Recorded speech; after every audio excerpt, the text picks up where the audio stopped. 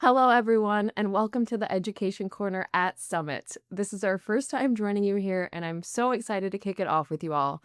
My name is Hannah, and I'm the Director of Customer Experience and Education here at UpGuard. I'm excited to be joined by Steph, our Customer Education Manager. Hi, everyone. I'm so happy to be here. Before we dive in, and this is our first time here, I want to give a quick bit of context of who we are as a team. Our goal is simple. It's to help you get the most value out of the platform by providing the tools and resources you need to succeed, which is exactly why we're so excited about today's topic.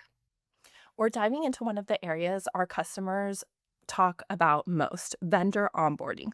We launched the onboarding portal at last summit, and it's been front and center in conversations since then. Thousands of onboarding requests have been completed and submitted via the process. We released the portal last quarter and have continued rolling out updates since the initial release, including the ability to add collaborators, resend requests, export submissions, and one of the biggest wins yet, you can now have multiple onboarding requests per vendor. You didn't join the session to hear me ramble on, so let's dive into what vendor onboarding means and why it matters. I did.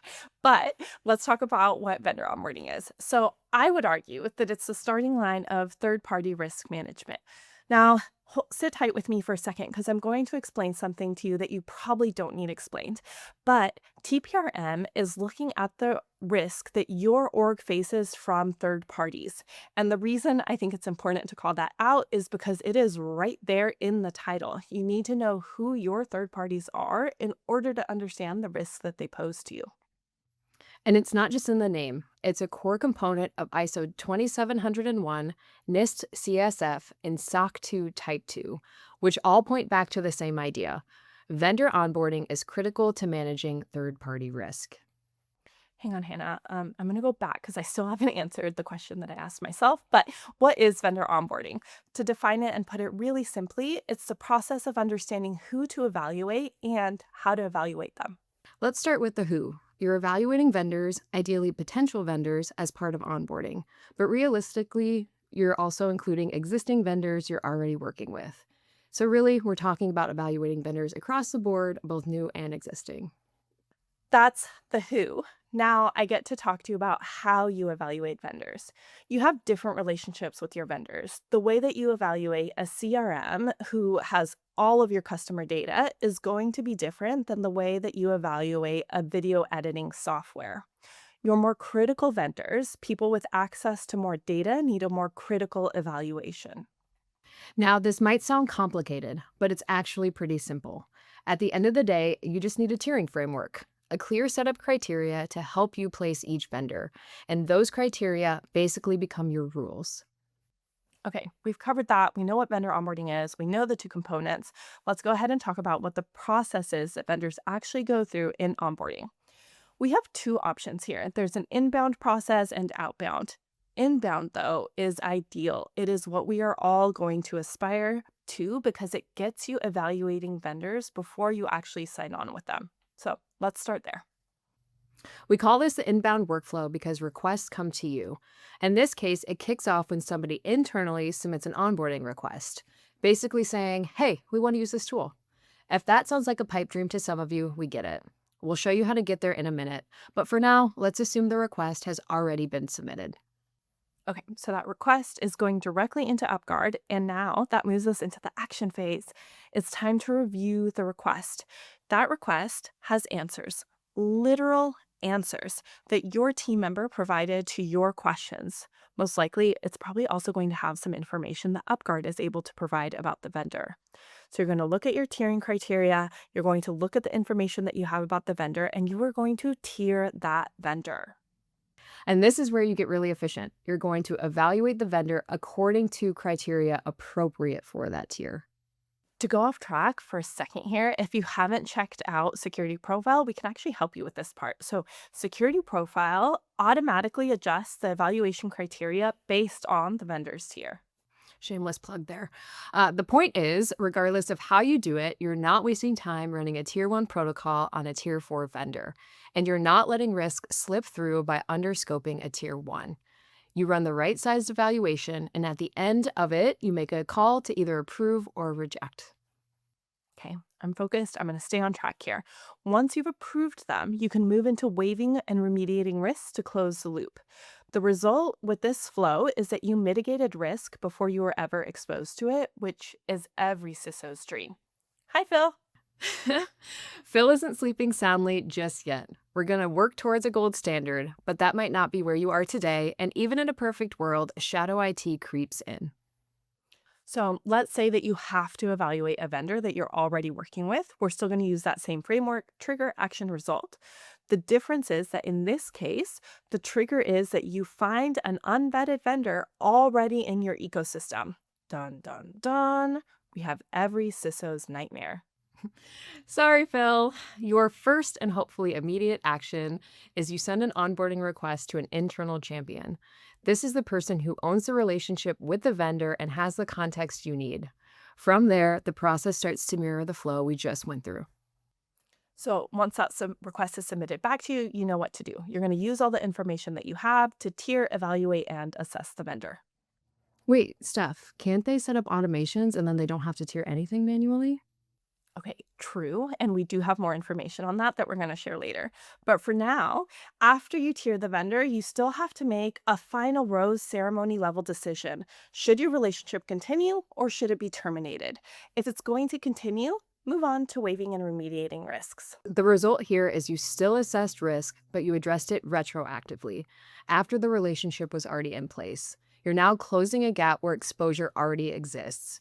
And this is where speed really matters. You want to move quickly and get eyes on those risks before somebody else does. Okay, enough process. I think it's time to show them what this actually looks like. Yeah, that's a great idea. So let's jump into the UpGuard platform. Starting with what your end users see. This is the person submitting the form, and the first thing they'll do is type in their email address.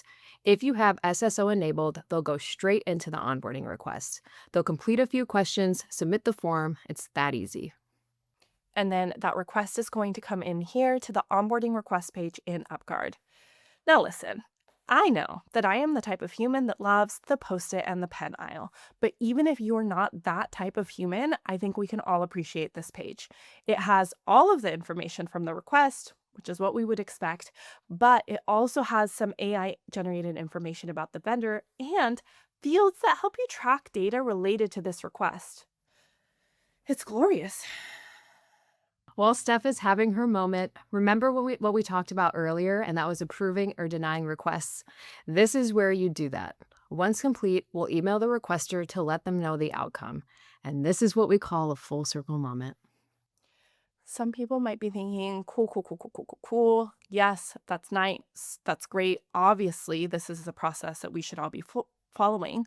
But if you're sitting here right now at Summit and thinking about how do I get from this event to this gold standard onboarding process that you're telling me about, don't worry, we've got you covered. Hannah's going to tell you the steps to follow, and I'm going to chime in with some footnotes. Love a good footnote. But first, before we dive in, I need all of the UpGuard folks on this call to cover their ears for a second. Everybody else, I need you to forget about UpGuard for a second. Sit down with your team and decide what actually makes a vendor critical versus low risk. Is it access to PII? Is it a single point of failure? Define those rules first so the rest of the process stays consistent. And it's time for footnote 1. So if you don't have time to make this tiering framework, don't worry, we've got you covered. We've made one for you, and you can use it either as a starting ground or as the final ground, and we'll share the links to that at the end here. Next, you're going to want to get org alignment. This is always important, but especially here. Make sure you're looping in procurement. You want to show them your vision, sell them on the gold standard, and explain why it matters. You want to be embedded in their process because people are more willing to answer questions and fix things before a contract is signed. The takeaway here for you is make procurement your work best friend. Now I need everybody to bring UpGuard back into the forefront of your brain. Head into the onboarding hub, take a peek at our default questionnaire, and then be ruthless. Cut out anything unnecessary. Your internal teams will thank you, and your completion rates will skyrocket. I want to dive into the definition of ruthless here. So you're going to look at all of the questions, understand if a question helps you decide a vendor's tier or identify a specific risk. If it doesn't do one of those things, cut it, remove it, get it out of there. And then if you're missing a question, add it back in. And once your questions are locked in, all you need to do is enable the onboarding portal and modify the settings as you see fit. Next, we strongly recommend setting up automations. You can automate tiering so you don't even have to think about it later. If a requester selects yes for PII, let UpGuard automatically tag them as a tier 1. I'm worried that what some people may have heard is that automations are optional. And while that is technically true, there is no reason not to do them.